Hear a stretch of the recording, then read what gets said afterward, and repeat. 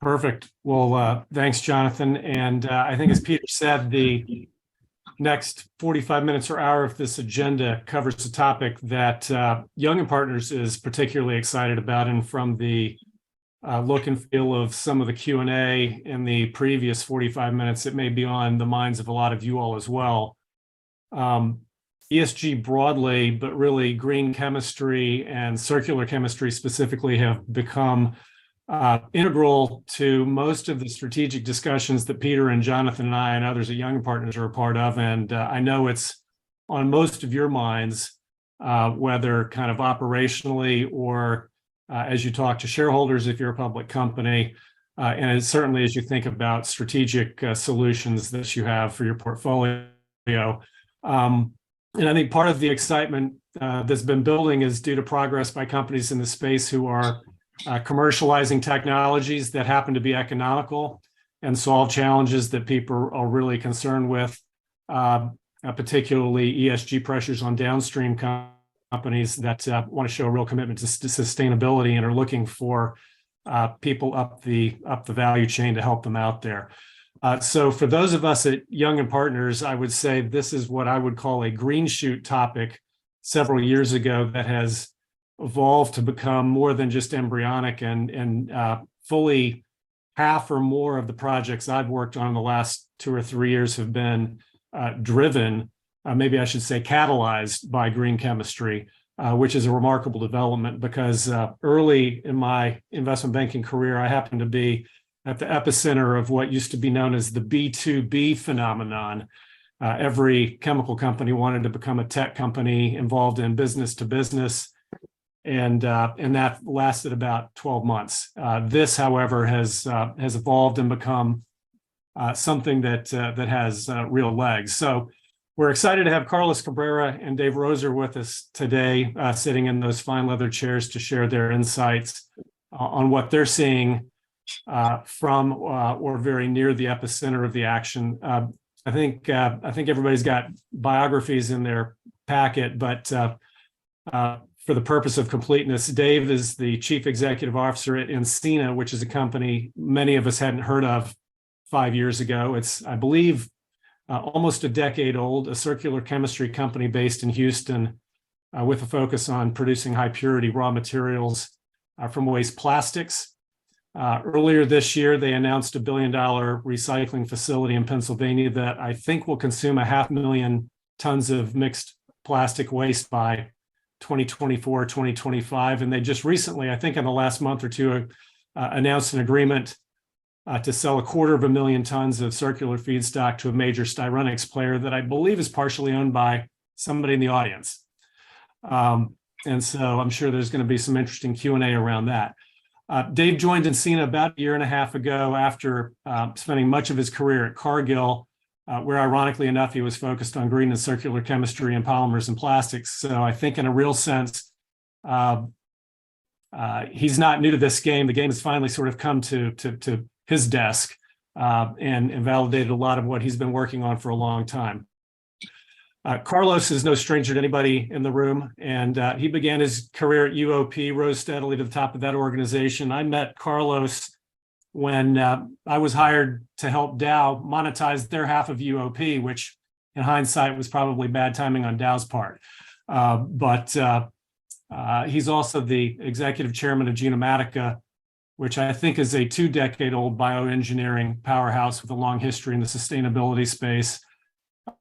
And recently announced a large JV with Unilever to scale up a biotech alternative to palm oil. So it's always exciting to see people commercializing things that 5 or 10 years ago seemed like a dream. I also should just point out that among his many responsibilities, Carlos is related to Dave, perhaps by marriage, as a board member at Encina. So lest they seem too friendly, you now know why. But with that, I'd like to start by asking Dave and Carlos to each provide us just with a bit more of your own personal interest in green and circular chemistry. There are a lot of jobs either or both of you could have right now. One of you could certainly be retired and on a beach. So it'd be interesting to know just a little bit about sort of how you ended up in in this spot at this part of your career, and sort of, what excites you about it? Go ahead, Dave, please go first. Mine will be less exciting than Carlos's, I'm sure. I've spent my whole life in sustainability and green chemistry, green chemicals. I've got a couple of PhDs and went to the dark side of business development pretty early on in my career. And have been working probably for the last 30 years to try and find answers to questions and problems that I see, that we all see around us, right?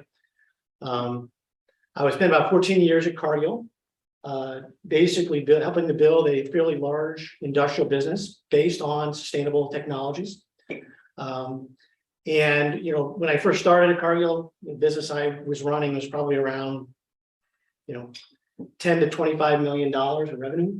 When I left in August of 2021, it was $1 billion globally. And so the way we did that was really customer focused and in a lot of different industries, right? So from replacing naphthalenic mineral oils and transformers, to replacing phthalate esters and PVC, to replacing things in asphalt. So across the board in industrial. But really what it meant for us is it had to be economically sustainable, right, for our customers. It had to work, obviously, in the applications. And then, oh, by the way, it was green and sustainable and all that good stuff, right? So spent a lot of my time doing that. We had a lot of success. However, when I look at the problem, or I look at what's going on in say, plastics are going to be increasing in value and in volume over the next 20 years, or the foreseeable future, right? Probably anywhere from 5 to 7%, depending on who you talk to, over the next 10 years. Why is that? They're really good at what they do. Really, really good at what they do. The disconnect for me isn't plastics companies making plastic. The disconnect for me is, how do we get hold of that plastic after it's been used to turn it into something that's valuable, right? That's where the disconnect is, quite frankly. And so when I looked at Encina, for me, it was another piece of this puzzle. I think Genomatica has a piece of it. I think there's, new materials, there's mechanical recycling, there's things like lightweighting, there's advanced. So a lot of these things are key pieces to the puzzle. I think the way that when I did my due diligence on Encina, the technology that Encina has is the right one, right? It's not taking materials and making pyrolysis oils and then in a second subsequent high energy state or process making them into chemicals. It's doing it all in one process, catalytically, the way that people have been doing it for 70, 80 years, right, with fossil fuels. In fact, plastics are pretty amenable to it, quite frankly. And so when I looked at Encina, it was a technology that I thought could be a good piece to helping solve part of that puzzle. Spent a lot of my life solving the puzzle from the green side. I think there's still a lot of work that has to be done there, which Carlo hit in a little more detail.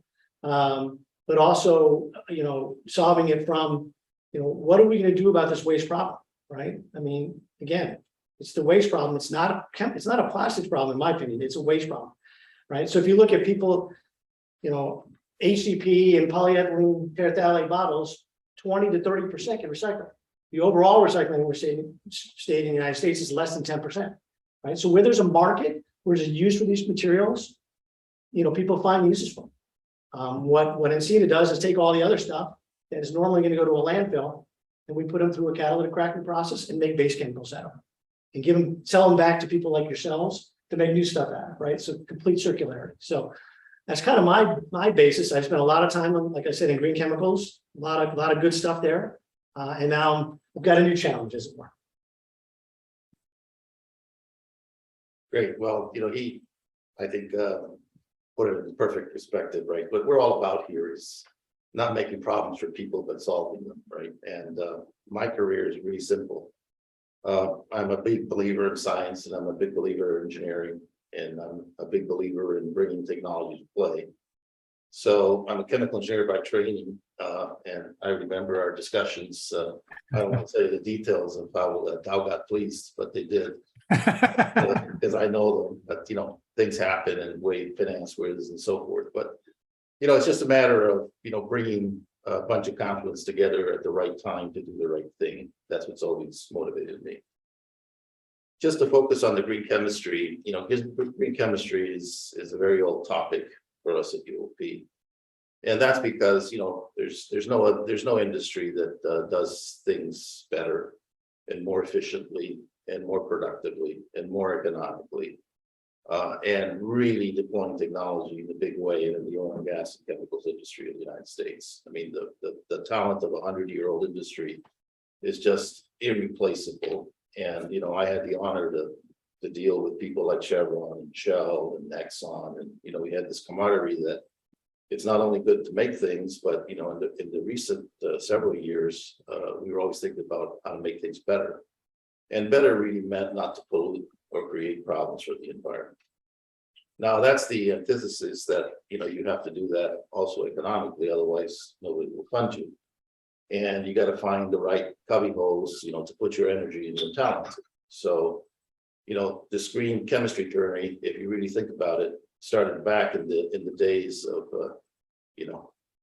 totally unbelievable, in the days of Richard Nixon when he was president of the United States. We had acid rain all over the area of Kentucky and the streams of Kentucky, and we were putting the sulfur out to no end for the benefit of high octane gasoline, because we took the sulfur out of whatever you want to make high octane gasoline with. And on top of that, we were putting lead in it, right?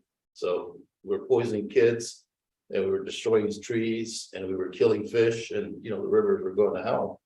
So the administration at the time, unbeknownst to anybody, founded the EPA and said, listen, guys, you put your hats here together and do something about it. And acid rain was solved, right? If you think about it. Oil industry still spends probably 60–70% of its capital to take 2 to 3% of its contaminants out, which are sulfur and nitrogen, so they can process it better to make fuels and chemicals. So that kind of, started my thinking process. Is there a better way to do things, right? I mean, why do we have to do something, then worry about fixing it?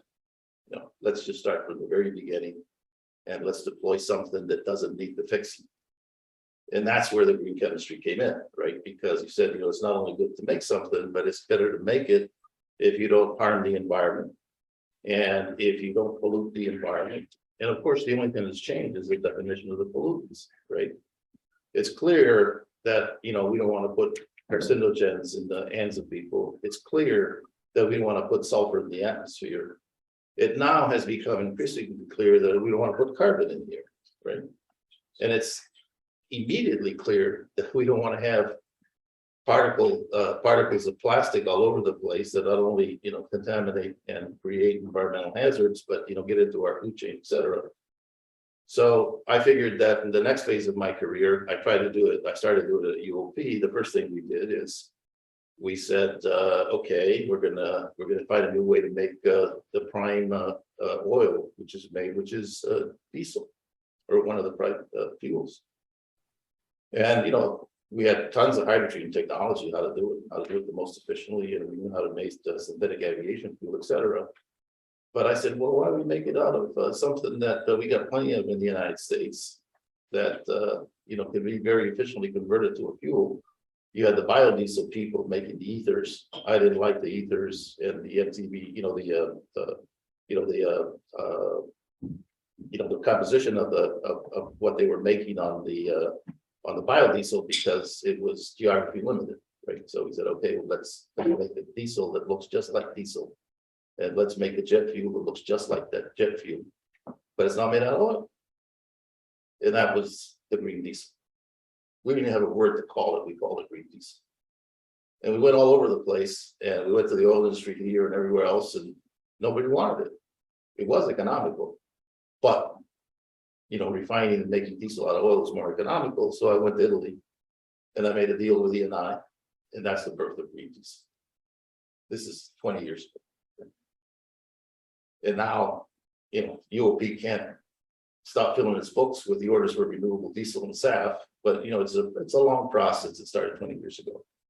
So on the chemical side, basically, I said, all right, I know how to do chemicals and we know how to do chemicals, et cetera, but there is a field of chemistry which is not exploited industrially, and that's biology. And I seek for a company that really was sort of like the mini UOP 40 years ago, that we think we could take to produce sustainable, economic, reliable, value-added, justified deployment of capital, et cetera, but rather than using conventional chemistry, which is at its peak, uses biology. Because if you want to talk about the precision of chemistry, look at your own body, right? There is nothing more precise than biology. The problem is small scale. So we put the engineering skills to make it sustainable and so forth, and that's where I got involved with Genomatica. So I put one foot on biology, which is the green chemistry of the green chemistries, as long as you can afford the feedstock and you can make the conversion to make it economically reliable. And my other foot with this young man here, I call him a young man, and we talk about it all the time, but you know, it's a phenomenal idea to take plastics and recycle them, but recycle them the right way. As far as I'm concerned, you know, pyrolysis goes back to the Stone Age, right? People learned how to burn wood a long time ago, right? But you know, we had 100 years of catalysis, so I always felt we could take stuff and catalytically do the scissors that we need, just like the people in biology, you know, looked at the DNA and so forth today. I thought we could use those catalytic scissors to do something to recycle plastics. And I got involved basically through an idea that came, you don't know this, but it came through Koch Industries. Koch Industries was trying to take a look at, you know, what they should think about next, and they called me, and we did a search, and these guys came out number one. So they split my body in half, right? I'm recycling polymers, and I'm doing biology at Genomatica. It's a 200-person company based in San Diego. It's raised over 250, close to $300 million of capital. It has now commercialized 3 processes. One through licensing. There's going to be over 150,000 metric tons of a chemical, which is traditionally produced through conventional chemistry, which is BDO. And the reason for the solution is simple, right? It doesn't come from coal, which is not carcinogenic, and it doesn't come from coal like they make it in China, where they put more carbon out than anybody else in the world. So there ought to be a better way to do it, and what better than to use our own agriculture if you can do it economic. So Carlos, that's economic. That's it. So that's the story. So I had planned on backing up and asking some 30,000-foot questions of both of you, and then honing in on your specific business models. But I think something you said sort of urges me to ask each of you to give me some sort of an assessment in baseball terms. What inning do you think, in Dave's case, the catalytic recycling of plastics, what inning of that are you in, you know, before you sort of get to the end of the game and you've got a mature business that can't be optimized a lot? And then the same on the biological front. I think I know where I'm expecting the answer to come out, but I'd be interested to hear. Well, it's an awful American attitude, because there's only 5 countries that play baseball. If you switch it to soccer, I'll give you an answer. Okay. So, of course, baseball games can go on forever, Carlos. Or the football, or anything. No, I'm just joking. If you put it in that analogy, I think that, you know, let's say it's a 9-inning game and you don't have the Astros in there, or you don't have the Yankees in there, you know, maybe you have the Cubs back in there. Yeah, we're not 100-year, you know, we're not in the 100-year Cup quest for the pennant. I think we're more like a Yankees or a St. Louis, right? You know, we're always in there, and you know, we'll be one of the very good and one of the good final players. As far as the length of the game, I would say we're certainly in a position of command, because the customers have endorsed our products, right? Yeah. So we're probably, from the perspective of commercializing technology, already in the 7th or 8th inning. From the perspective of science and innovation to support the future engineering to commercialize something, we're probably in the 3rd or 4th inning. And that's where you see all the biotech and the biotechnology and the synthetic biology people working now. Because synthetic biology can do wonders, but it can do it mostly in small scale. So there's more science and more instrumentation. We have picked our game, right? We picked stuff that biology is good at or better than conventional chemistry. And that's our strategy, right? So, yeah. science, third or fourth inning, horrendous potential because, look at mRNA, right? It's the same Yeah. stuff, right? Yeah. As far as the commercialization, winning the game, we're, like I said, eighth inning. As far as excitement, we're in the 44th minute of the overtime to avoid the free kicks. And by the way, I'm from Ecuador, so you guys cheer for Ecuador on Sunday because they played Qatar in the opening match of the World Cup. Carbon neutral World Cup, air conditioned, open top. Just cheer for Ecuador. That's all. Don't make it true what Ecuador says. We played like never before and lost like always. Anyway, that's what I think. Okay. Yeah, from my perspective, from the Encina side, I mean, it's a little different. So actually, I don't know, it's a lot different, right? So what we're doing is taking technologies that have been around forever, right, and applying them different is what we're trying to do. So if you look at the technology side, I think we're a little bit further ahead in the biology side. We actually have a process demonstration unit now that's up and running down in San Antonio, which is about 1,000 tons a year. We're working with all the best in terms of the catalytic cracking technology around the globe. And so from a technology standpoint, we're pretty up there. Our plant is in the process of being built, right? So we expect to get FID by second quarter next year on that plant. It's about a $1.2 billion plant in Pennsylvania, about 2.5 hours from here, which is important to know because there's an awful lot of feedstock here in this region, right, in the U.S. in the New York area. So and then from a commercial standpoint, I hate to say this because it is difficult in some ways, but the idea of people buying circular chemicals is not easy. It's not that hard to sell. It's pretty easy to sell, right? And so what we're up against right now is how fast we can get our plant up and running, and then how fast we can replicate. Right, and where do we replicate that technology? The nice thing is that we build the first one. If I would say that that first one we're being very conservative to make sure everything works properly, but we've got a whole list of ideas that will make that more efficient, more cost effective, all the rest of it, which we'll then put in place in subsequent plants.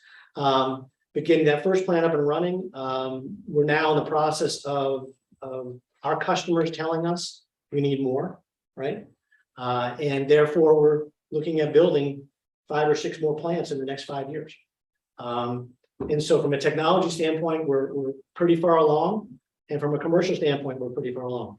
We're also, if you look at what most people are looking at right now, we're looking at single serve packaging, right? Polyethylene, polypropylene, things like that, right?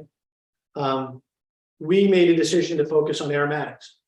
So we're focusing our technology on that catalytic conversion to aromatic materials. And so good percentage of our output is benzene, toluene, and xylene or mixed xylenes. And so we're the only game in town when it comes to aromatics in this thing, right? Quite frankly.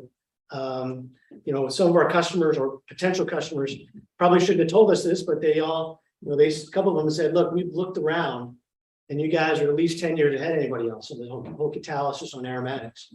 Encina has been focused on aromatics for the last 8 years, pretty much, from the catalysis side. So we've got a lot of advantage on the technology side. And when we're making 60,000 tons of benzene in a plant, that's huge from a circular chemical standpoint, but you know how small that is compared to what some of the people buy in the space, right? So a typical customer for us will buy 1 million tons a year, right? And so they're really pushing us to grow and to scale, right? And part of that is solving some of this problem around how we get more raw materials into our plants, right?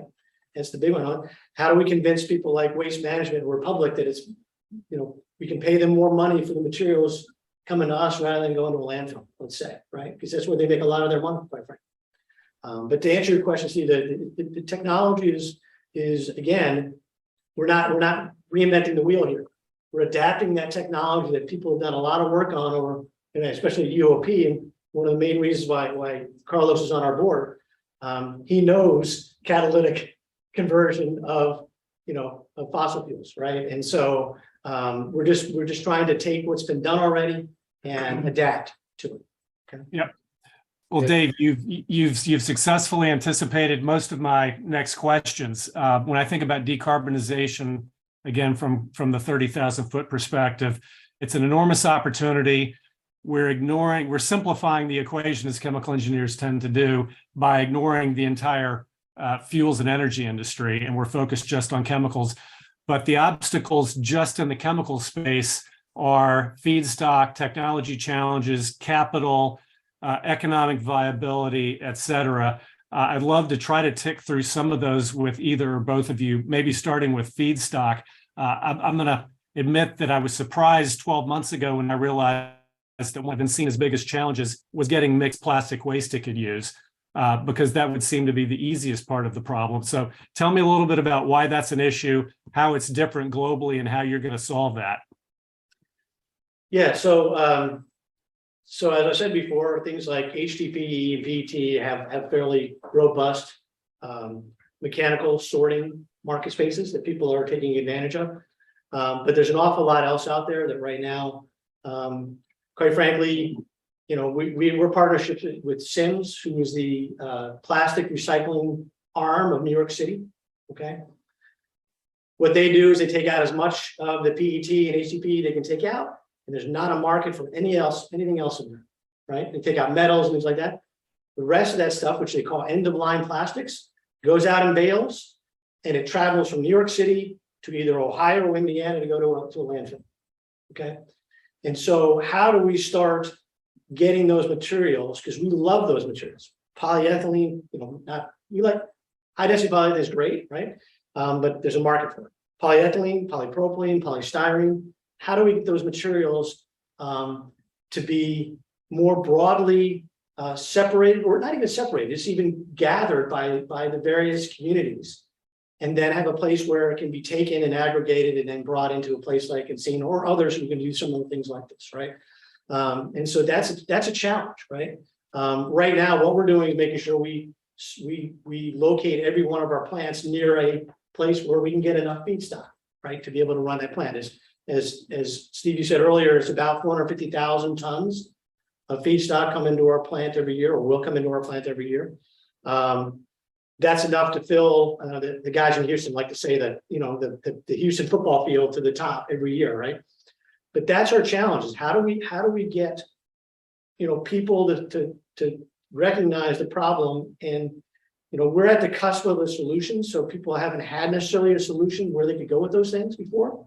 But how do we drive that infrastructure, right, so that we can take advantage of these materials and get them back into the, keep reusing that carbon, right, over and over and over again.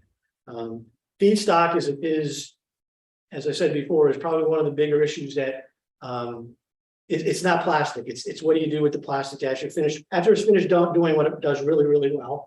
What do you do with it then, right?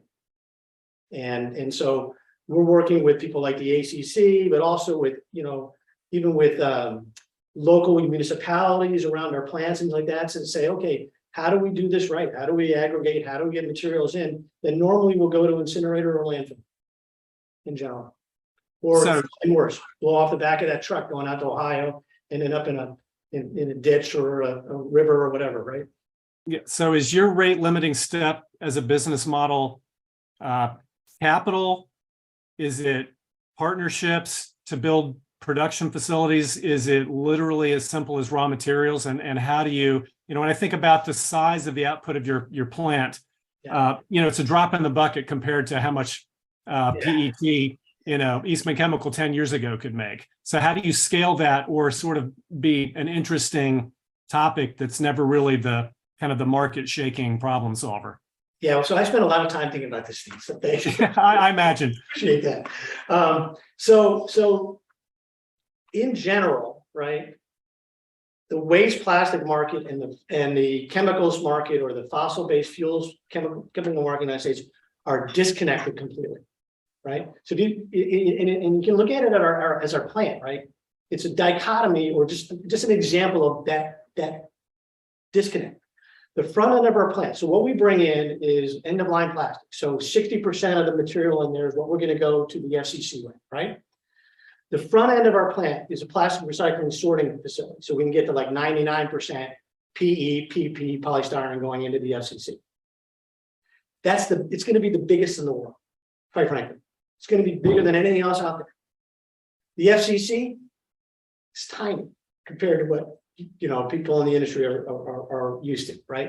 I think it's going to be, it's like 15 feet in diameter or something. It's very, very small compared to a chemical facility. And then the back end, in terms of the separation, is like a tinker toy, compared to what's out there. So the disconnect is, how do we scale up an industry, or how do we make sure that we get these industries more in aligned scale-wise, quite frankly. All of the separation equipment you can buy off the shelf has all been designed for, a market of a certain size. We want to give you an example. We want to run 40 tons per hour of product going through our plant. A typical Sims, recycling facility in New York, top of the line, has probably 3 or 4 optical sorters. We're gonna have 65 optical sorters in our facility, right? But they're all the same size. Can we make, how do we, and we're working on this with people, how do we upscale that? How do we make it so that the limiting step is not this front end, right? Because we can make the FCC as big as we want to make it, right?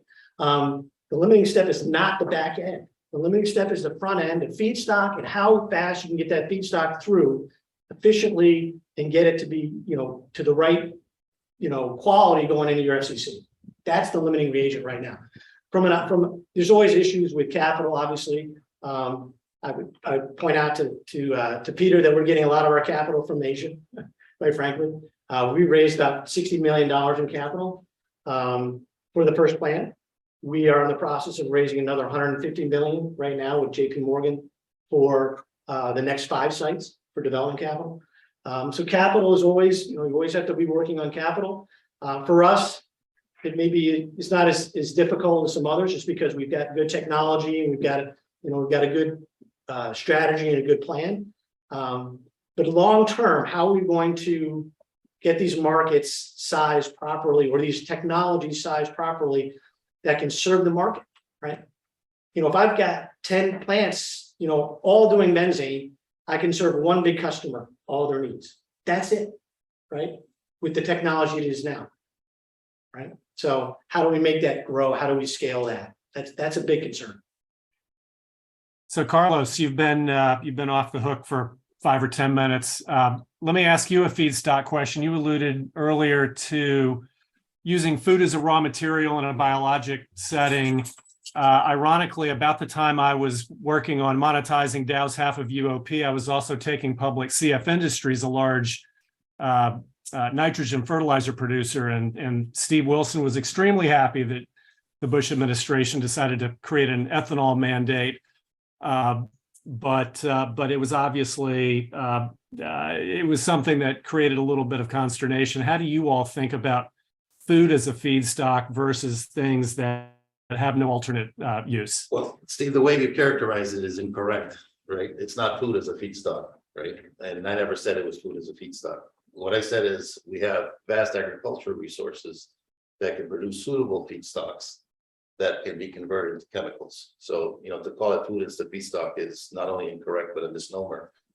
And it really is, it's a good way to, for the spoilers to try to spoil the party before they know what the party's about. Okay. So let's go back to feedstock now that we get the nomenclature right, and we know what we're talking about. Fundamentally, the most efficient place in the world agriculturally is the United States, and it's no secret that we grow corn. Of the corn that's grown in the United States, less than 5% goes to food. About 40% goes to be burned as ethanol.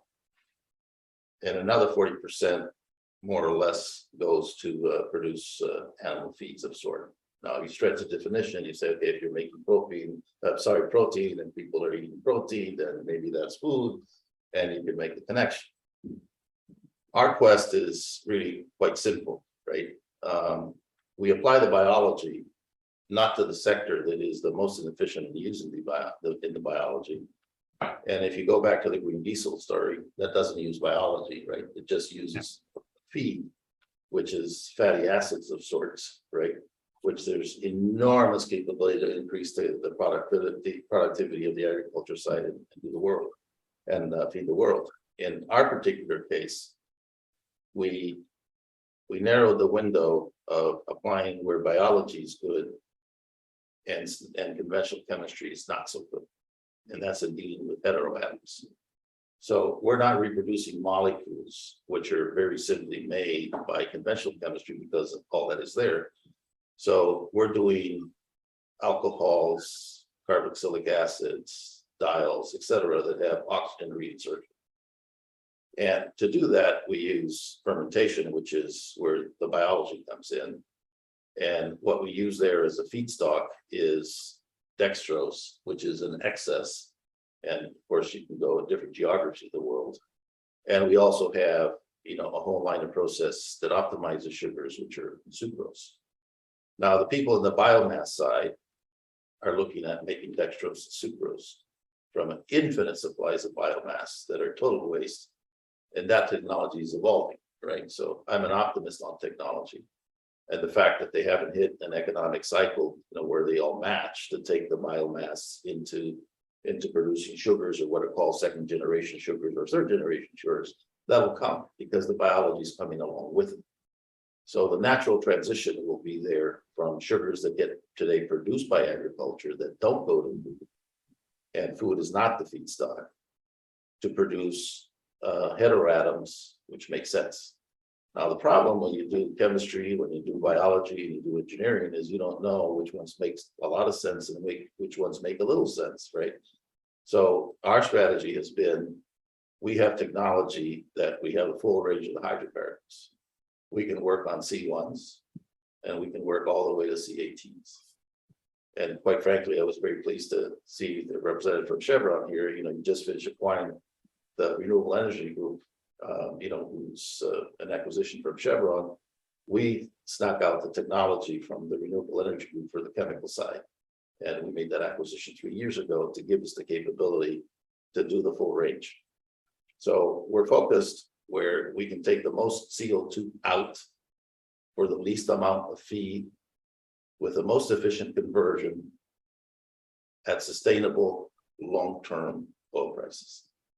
And the market has spoken finally, right? We licensed 30,000 metric ton plant in Italy to make butane diol, and butane diol goes to make PPAT, which is a long-term sustainable plastic. Your ex-employer Cargill felt very happy, and they've licensed a 65,000 metric ton plant to make same butane diol. They're in Eddyville, Iowa, which is a phenomenal producer of the right feedstock, right? So we got an inherent national security advantage, plus the transparency of the supply chains. And then we've hit a route to make nylon 6 and nylon 6,6 by producing the caprolactam, synthetically through biology at economic returns, versus the conventional routes. So that's the feed. So we don't see, now we're already thinking 5 years ahead. We feel that there's other feedstocks where chemistry is not so great, which are C1 feedstocks, right? Those of you who are in the chemical industry know that the chemical industry spend their life trying to activate methane. We have a way biologically to activate C1s. So in the next 5 years, once you've done with the agriculture piece and got all that sustainability, there's a next generation of feedstocks coming in, which is to put biology to work with the C1s. So we don't see feedstock today as a limitation. Obviously, there's dislocation, and it's obvious where the producers are, but feedstock is not our issue. Our biggest hurdle to commercialization is to get people who don't know anything about biology to understand the power of biology. And that's what's taken some adaptation. And it was the same argument when we told people that we could take conventional chemistry and make renewable diesel, right? That wasn't believed for about 10 years, but it's accelerating. So our business model is focus the biology where it makes sense, stay out of where it doesn't make sense. We're not a fuels company, right? That's very difficult to make fuels as efficiently as you make them in the oil side. The other part, which is very important to us, and you alluded to in your question, is this issue of sustainability. To us, sustainability is clear, right? It's got to be there forever without polluting or destroying the environment. It has to be environmentally acceptable, the E, and that basically means don't put out as much carbon or put no carbon out. Our BDO process has a 90% reduction on a life cycle basis. So, and these are rigorous calculations, right? I mean, I come from a company that's rigorous on calculations to the end. So we do the same thing in Genomatica, we do life cycle analysis, et cetera. The part that has surprised us, surprised me, right? Did surprise the young folks, the very brilliant guys who work in Genomatica, is that the brands, right, like Lululemon, like Unilever, they're very worried about the transparency of the supply chains. They want to know how the stuff is made, where it comes from, and they want a certification, right? Now, the financial sector got a hold of it and they bastardized green, the greenwashing, which basically, you know, a magic mirrors way to tell people to think that we're doing something, but we're not really doing anything. And by the time we found out, it's too late, right? And that's what has happened with that word. And what we hear from Lululemon, by the way, who's an investor in Genomatica, and what we hear from Unilever, who's an investor also through a joint venture that we have to make PKO, which is palm kernel oil, is don't only tell us how you make it, how much it costs, and how efficiently and what the capital return is, but tells you know, make sure you articulate clearly the transparency of the supply chains. So that's the pull that we have from the brands, which coincides and makes this juxtaposition that maybe we picked the right stuff. So, Carlos, a couple of moments ago, you said that raw materials isn't your limiting step. I'm going to use a different term than you used, but it sounded like customer acceptance. I was surprised that your rate limiting step isn't scale up.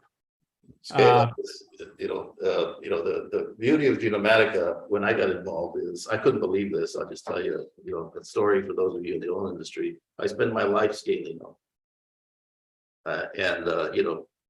You go to the laboratories of UOP, you go to laboratories of Chevron, you go to Shell, all our companies in the world at scale up. When I got involved with Genomatica, they were fermenting at 500,000 liter fermenters. And the plant that we built is a 200,000 liter fermenter, right? So we scaled down. Okay. I tell you the truth, I was just, I thought they were lying to me for the first 5 minutes, right?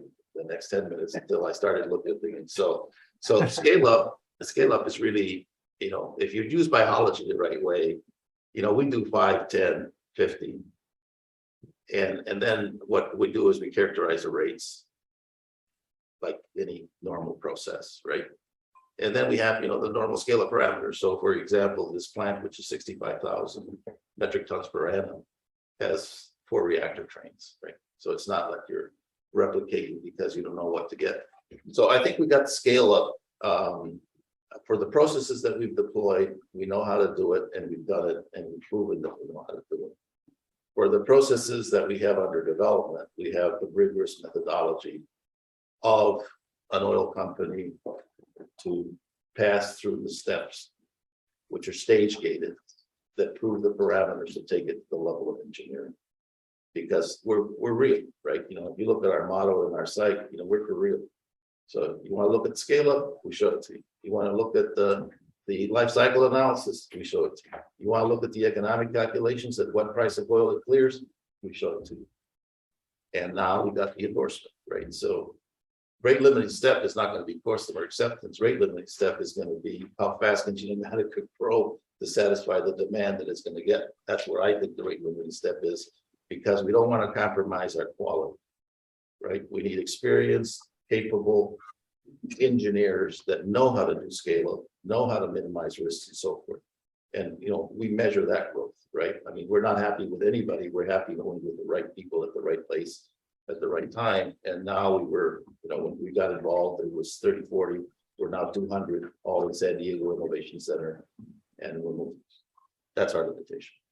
Okay, well, that's interesting. Let me change topics just a little bit and think about this. Probably goes more to Dave's day-to-day than yours, Carlos's, but let's think about all the large old line traditional chemical companies making billions of pounds of things that either become single-use plastics or are thrown away and disposed of in some other way.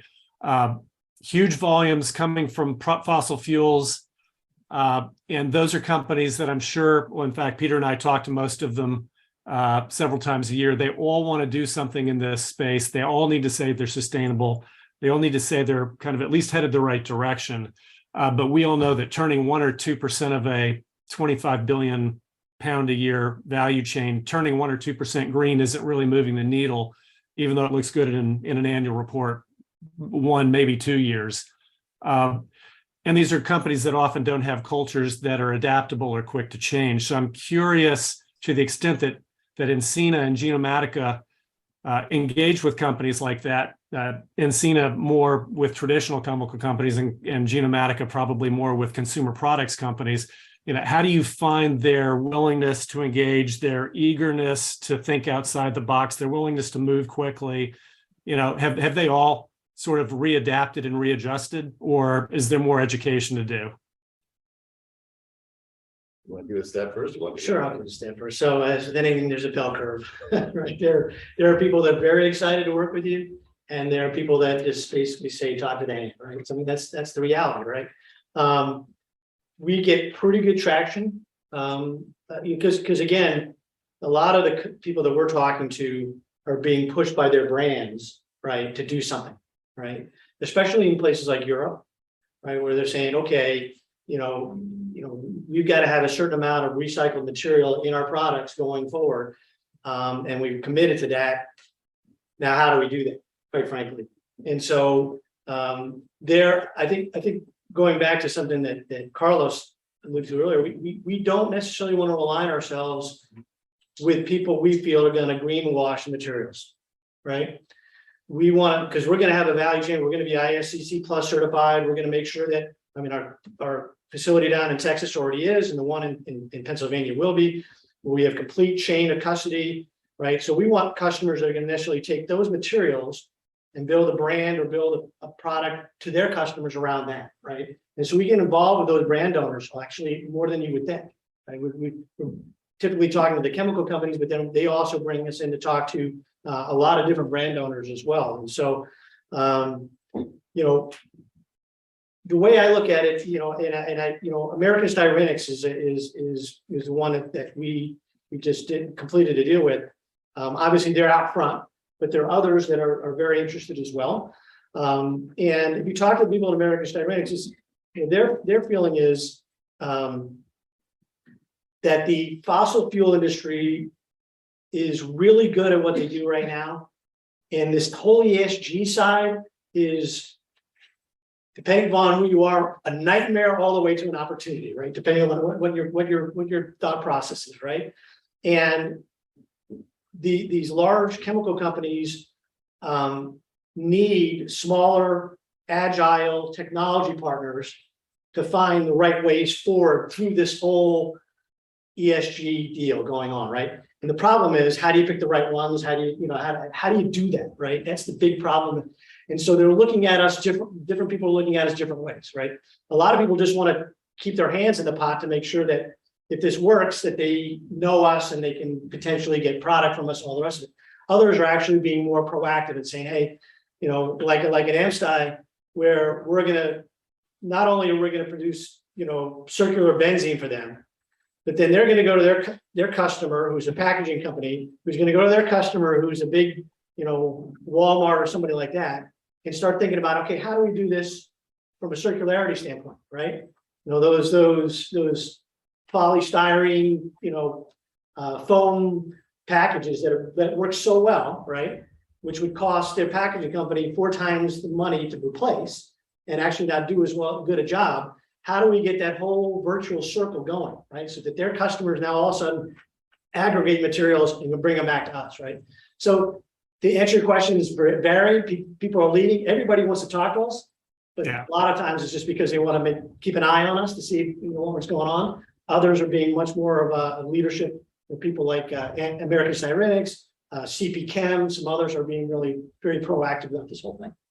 And before Carlos jumps in, I'm curious, does that chain of custody work extend to the folks you're planning on selling product to once that Pennsylvania plant is running? Is AmSty going to literally batch this stuff and send people batches that are 100% your product, or does it get mixed? Yeah, so what they're trying to do is back to back all of it, right? So yes, Okay. that's the goal. Okay. Steve, Kyle Mathis, who is with CPC. Yes. Raised his hand about 5 minutes ago. Uh-oh. And given, I know you haven't reached the Q&A phase yet. but Well, let's take a question. since David was referring to AmSty, which is 50% owned by CPC. I thought it would be a good idea for him. Take his question now or comment. Uh-oh. Yeah, sure. You want to come up to the to the microphone?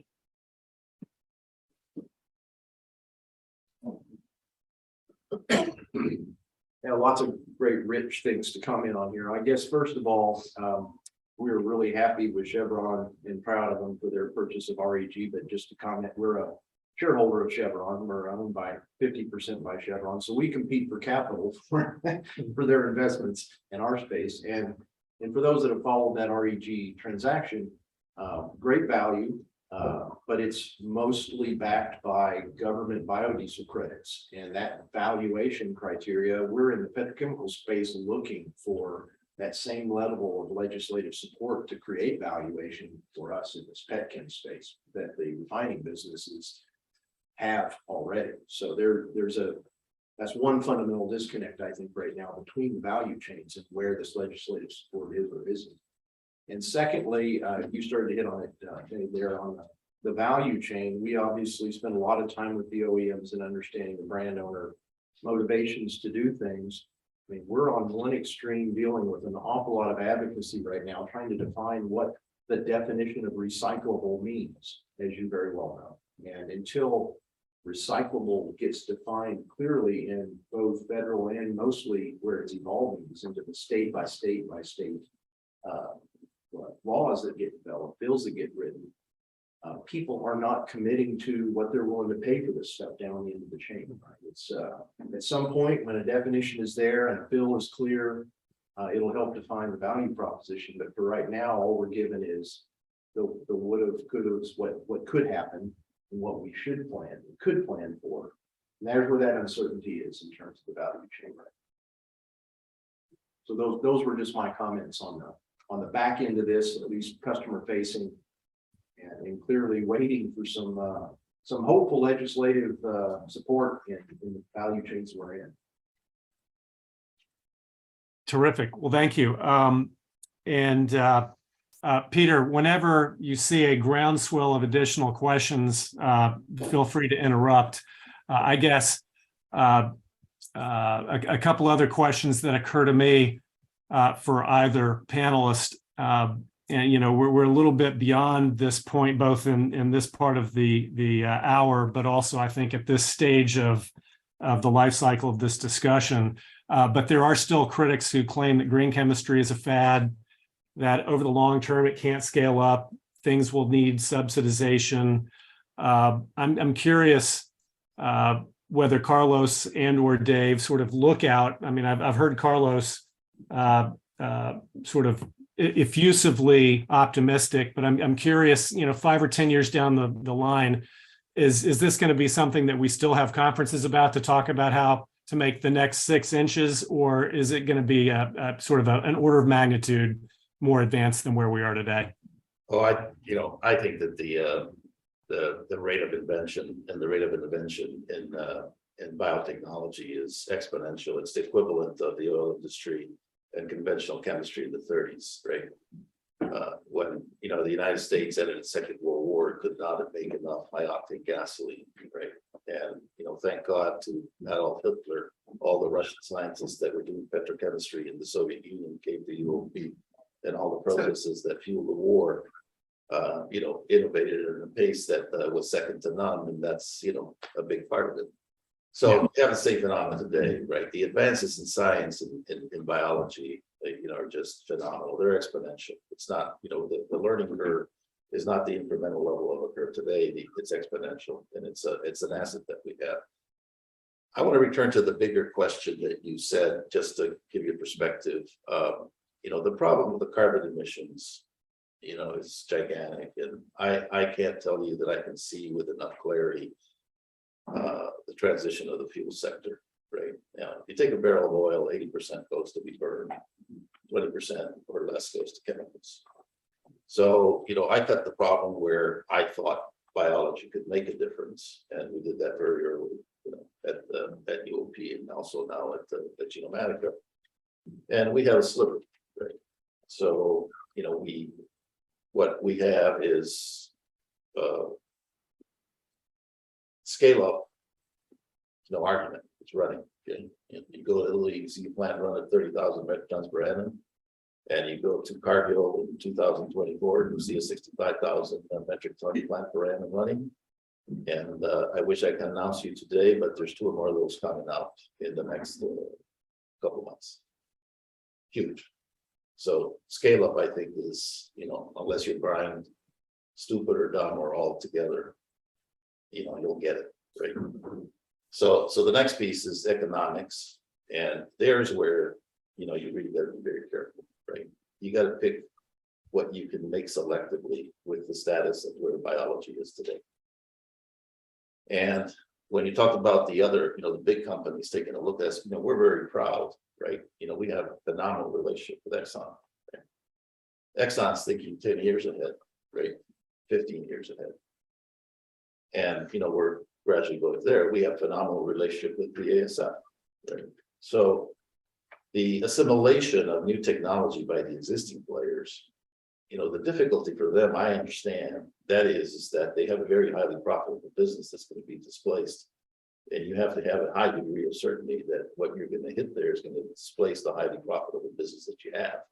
That's the impediment in these companies, right? But when you get clarity of regulations, right, which means you can't do it that way because you do more harm than good. When you get perhaps incentives that you say in the fuel industry, et cetera, these things accelerate and you get an equal play. I'm optimistic that you have some of this today, right? Coming out of this administration or whatever administration, there's some, there's some progress that gets made to further define it. So quite frankly, with synthetic biology on the industrial side, you got to pick the winners, right? And unfortunately, it's very difficult to pick only the winners, right? So you pick families that have a high likelihood and probability of succeeding.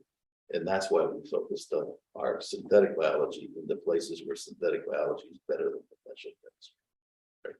So there is a portfolio choice that we make where to invest now. Clearly, we got 4, 5, 6 molecules. If 2 of them succeed, terrific, right? As far as the magnitude of the market, Steve, what we focused on is basically the 2 largest markets that use oxygenates in a range of hard carbons that we know how to make that could have big impact and have a pull from the brands. And that's all the lycra and all the nylons. That's a big chunk of the textile. And then we're also in apparel, in cosmetics. We have a humectant that replaces a compound which is now made through a carcinogenic route. So I couldn't think of anything more sustainable to take cancer out of the world, right? At least by design. And that's where, that's our VG technology, right? That's what the beauty glycol does. So we make, we have the numbers. We can show you how much carbon we take out. I quoted them. If you go through the BDO chain, 90% carbon reduction. If you go to the other seaport chains, 50-60% reduction. If you go to the nylons, it's also, in the 90% reduction of carbon. And then the question is economics, right? So the question I always get asked is, well, what's the price of oil that justifies the investment? Right? So I ask my town people in the oil industry, what's the price of oil going to be next year? Well, we think it's going to be, I'm not sure. Right? Well, nobody knows what the price of oil is, right? But it's going to be, does anybody think in this room it's going to be less than $50 in the next 5-10 years? Can I ask for a raise of hands? Who thinks oil is gonna be less than $50 in the next 5 years? Who thinks it's gonna be less than $60 in the less than 5 years? Then you're in the money for our biology. That's where we sit, right? We think it's anywhere between 55 and 70 with today's biology, right? Tomorrow's biology, remember, it's exponential, right? So I'm optimistic, like I've always been, right? We brought MTO to the market, we brought Olaflex to the market, we brought green diesel to the market, we brought platforming to the market. Now we're bringing bio BDO, we're bringing bio nylon, we're bringing bio PEG, we're recycling nasty stuff with this guy and my old expertise of catalytic cracking, and we're going to win there too. So that's it. Well, perfect. Well, Peter, I don't know whether there are people ready to ask questions. I know we're coming to the end of our panelists' time on duty. I guess I'd just leave Dave with the final opportunity to get in an infomercial and maybe leave us with some final thoughts. I'm curious your degree of optimism around the space. If I put myself in your shoes without having any of your knowledge or expertise, I guess I'm frustrated by the fact that I think I've got a winning formula. Customers are paying a premium for my product, but I can't get the raw material fast enough. So it sounds like you got a great handle on the challenge. You've got an enormous opportunity. Does that leave you net enthusiastic every day, or what's your mood? Yeah, so I'm, I left my cushy job at Cargill about 1.5 years ago, and I'm actually happier today than when I left it the day I left it. So it should give you a bit of my optimism. My optimism is probably as high as Carlos's, but different, right? I think that so the genie's out of the bottle in terms of sustainability, quite frankly. And there's nothing that any of us are going to do to change it. If you talk to any person between the ages of 21 and 40, that genie's out of the bottle. And so sustainability and the way to do things right from an environmental standpoint is going to be with us, right? The question is, how are we going to do it?